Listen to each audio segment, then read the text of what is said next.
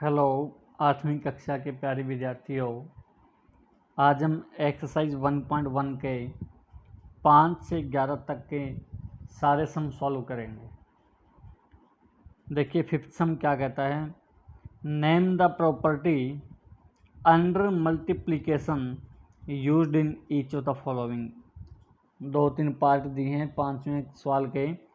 हमने ये बताना है कि ये जो कैलकुलेशन दी गई है मल्टीप्लिकेशन में दिख रही है, इसमें कौन सी विशेषता का, कौन से गुणधर्म का प्रयोग किया गया है। पहले देखिए -4/5 इंटू 1 ये दे रखा है हमें, -4/5 इंटू 1 और इज इक्वल टू 1 इंटू -4/5। अब ये हम जानते हैं कि अगर हम a को b से गुणा करें या b को a से गुणा करें, दोनों बार हमें आंसर a b ही मिलेगा। इसी तरह इसमें दिया है -4/5 into 1 is equal to 1 into -4/5 is equal to -4/5। देखिए पहले दोनों स्थिति में हम -4/5 को 1 से मल्टीप्लाई करें तो हमें -4/5 ही मिलेगा, या 1 को -4/5 से मल्टीप्लाई करें फिर भी -4/5 मिलेगा। इसका मतलब 1 जो है वो मल्टीप्लिकेटिव आइडेंटिटी है। आइडेंटिटी का मतलब होता है वह नंबर जो गुणा होने के बाद वापस गुणा करने वाला नंबर ही दे दे। तो इसमें प्रॉपर्टी विशेषता कौन सी लगी है, ये लिखने के बाद आप लिखना 1 इज द मल्टीप्लिकेटिव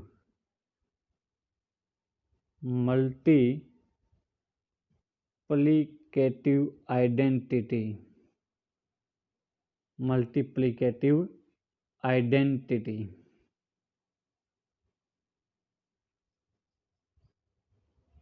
इसके बाद दूसरे भाग में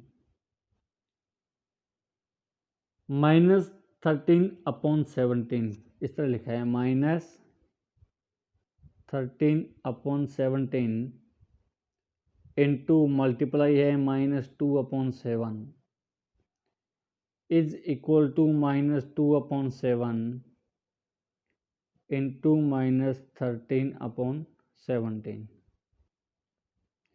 देखिए दो संख्या हमारे पास, पहली संख्या गुणा दूसरी संख्या।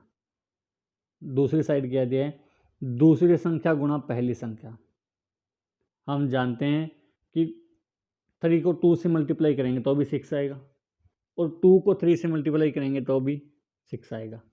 यानी दोनों की मल्टीप्लाई का आंसर हमेशा एक ही रहेगा।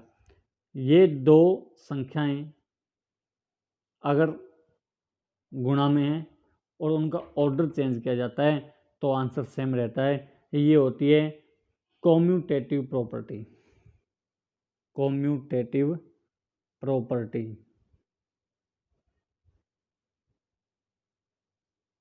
तो सेकंड पार्ट में आप लिखोगे कि कॉम्यूटेटिव प्रॉपर्टी इज यूज्ड।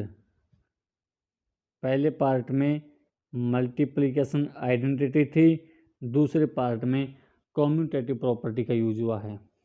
तीसरा पार्ट देखिए, -19/29 इंटू 29/-19। देखिए मल्टीप्लाई है, सेम नंबर है, कैंसिल आउट हो जाएंगे, 1 रह जाएगा, और ये दोनों कैंसिल आउट हो जाएंगे, 1 रह जाएगा। क्या रह गया, 1। और 1 कब आता है, यानी अगर हम 3 को 3/3 से मल्टीप्लाई करें, 3 को 1/3 से मल्टीप्लाई करें तो 1 मिलेगा। इसका मतलब ये दोनों नंबर एक दूसरे के रेसिप्रोकल हैं। तो यहाँ कौन सी प्रॉपर्टी यूज हुई है, रेसिप्रोकल प्रॉपर्टी, मल्टीप्लिकेटिव रेसिप्रोकल, गुणात्मक विलोम लिख सकते हो। तीनों भाग इसके कंप्लीट हो गए। अगला देखिए छठा सवाल, multiply 6/13 by the reciprocal of -7/16। पहले हमने -7/16 का रेसिप्रोकल निकालना है। तो आप क्या लिखोगे, रेसिप्रोकल ऑफ -7/16, रेसिप्रोकल ऑफ -7/16 क्या रहेगा? -7/16 का रेसिप्रोकल, इसका उल्टा कर देना है, -16/7। अब दोनों की मल्टीप्लाई करनी है, 6/13 मल्टीप्लाई -16/7,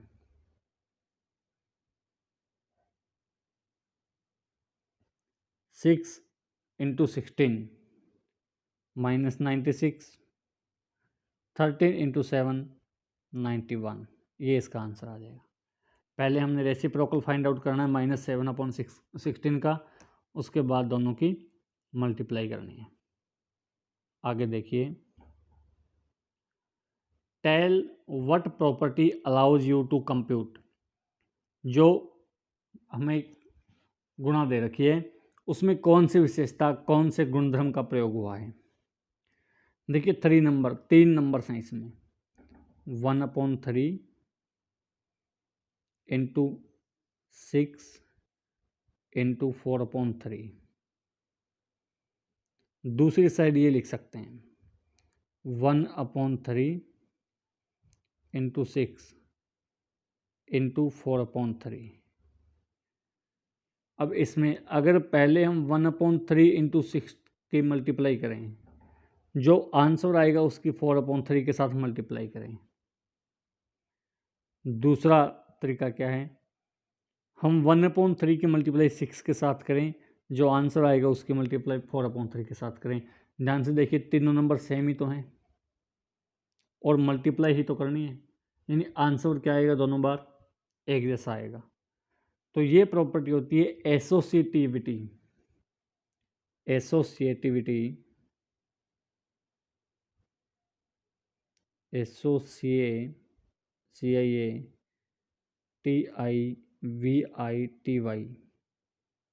एसोसिएटिविटी प्रॉपर्टी, इस विशेषता का प्रयोग होगा तब इन दोनों का आंसर जो है वो एक जैसा रहेगा। 8वां सवाल देखिए, is 8/9 the multiplicative inverse of -1 and 1/8। क्या -1 सही 1/8 का गुणात्मक प्रतिलोम 8/9 है। पहले इसको सिंपल करते हैं, 8 1 जा 8, 8 and 1 9, ये है -9/8। हमने चेक करना है कि 8/9 इसका मल्टीप्लिकेटिव इनवर्स है या नहीं। 8/9, 8 से 8 कैंसिल आउट, 9 से 9 कैंसिल आउट, क्या रह गया इज इक्वल टू -1 रह गया। और अगर मल्टीप्लिकेटिव इनवर्स हो तो हमें यहाँ 1 मिलना चाहिए, और ये -1 है जो कि 1 के इक्वल नहीं है। -1 डजंट इक्वल टू 1। दोनों की गुणा करने पर हमें 1 नहीं मिला, इसका मतलब 8/9 जो है वो -1 and 1/8 का रेसिप्रोकल नहीं है। नीचे लिख देना, therefore 8/9 is not a multiplicative inverse of -1 and 1/8। 8/9 -1 सही 1/8 का गुणात्मक प्रतिलोम नहीं है। 9वां सवाल देखिए, is 0.3 the multiplicative inverse of 3 and 1/3। 3 and 1/3 इसको सिंपल करते हैं, 3 3 जा 9, 9 and 1 10, 10/3। दूसरा क्या दे रखा है हमें 0.3, 0.3 को सिंपल करें, एक नंबर से पहले डेसिमल है तो नीचे 1 0 आ जाएगी। 3 से 3 कैंसिल आउट, 10 से 10 कैंसिल आउट, क्या रह गया 1। अब देखिए दोनों की मल्टीप्लाई 1 है, इसका मतलब एक नंबर दूसरे का मल्टीप्लिकेटिव इनवर्स है, गुणात्मक प्रतिलोम है। तो यहाँ क्या लिखोगे, yes 0.3 is the multiplicative inverse of 3 and 1/3। हाँ 3 सही, 1/3 का गुणात्मक प्रतिलोम 0.3 है, क्योंकि दोनों की गुणा करने पर उत्तर 1 मिलता है।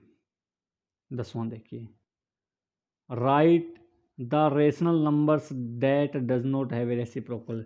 हमने एक ऐसी संख्या बतानी है जिसका व्युत्क्रम नहीं होता।